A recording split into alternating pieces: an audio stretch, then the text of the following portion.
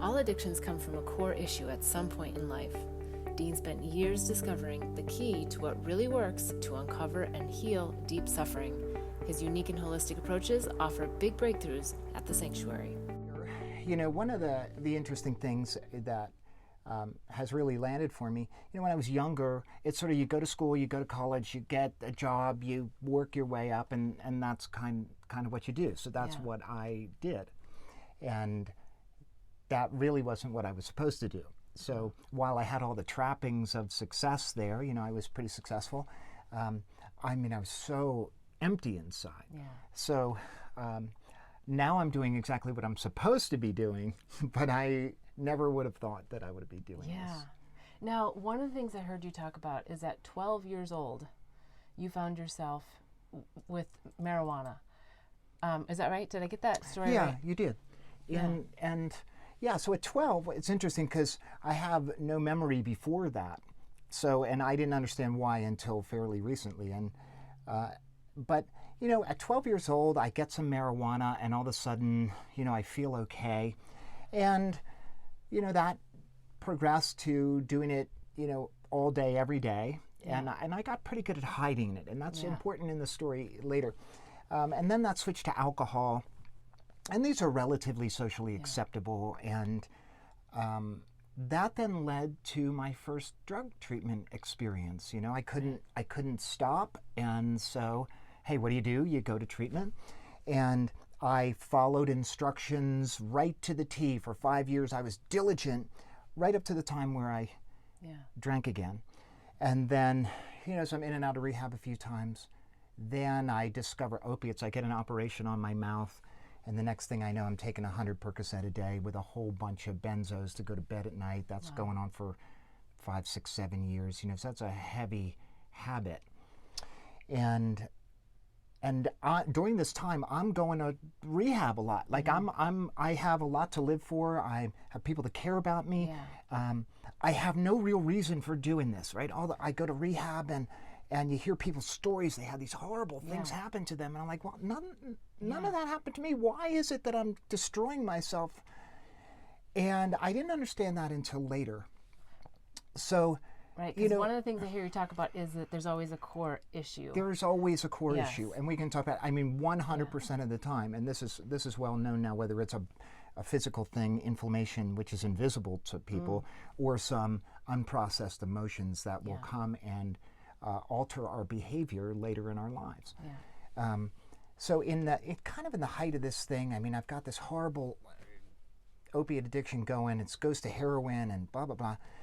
And during that time, I'm trying to manage my company and, you know, I'm in all these horrendous places and I'm trying to manage this other life. Like the amount of energetic overhead for this, like I'm either needing the next drug or else I'm going to be sicker than most people understand, or I'm trying to stop this thing. Yeah. And so rehab after rehab after rehab, and at the same time I'm going around the world. If I heard of a doctor or a shaman or a mystic or cleric or something, I would go see them. Then one day, I'm in my last rehabilitation experience. I'm at the end of my life, like I have no energy left. And I mean, during my little trauma drama stories, I mean, I have some doozies just like everybody else, but I mean, I've been clinically dead a couple of times. I've overdosed in the countless times, hospitalized, you know, all those kinds of things. And so I'm at this last center, and I guess I had this tiny little flicker in there left.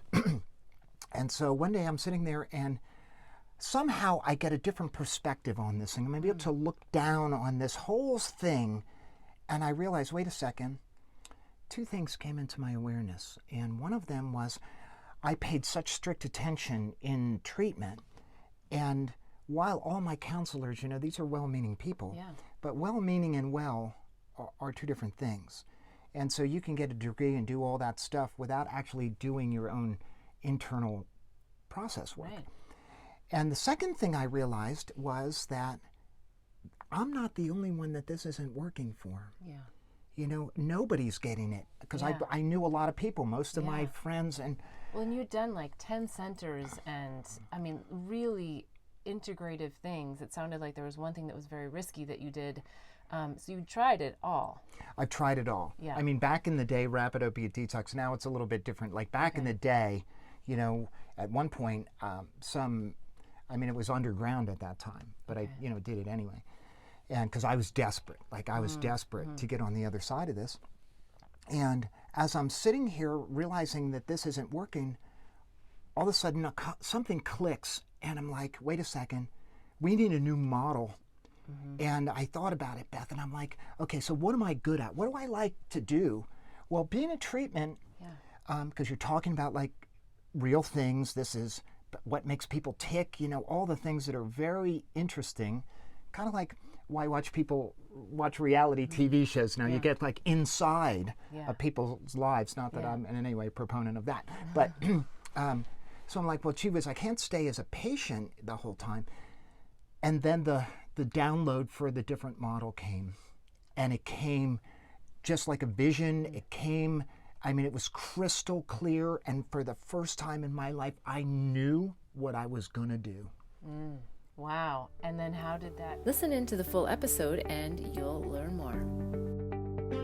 Blossom Bliss products are designed to help empower pure love and purpose in your life. It's through the power of words, flowers, and symbols that our products assist you in creating a blissful life. The power of words in our mini mantra word bar necklaces assist you in setting and blossoming your personal intentions. The affirmation cards leverage the power of flowers by providing daily inspiration. And the power of symbols in our life journey bracelets are great reminders of the things that bring us peace, joy, and love.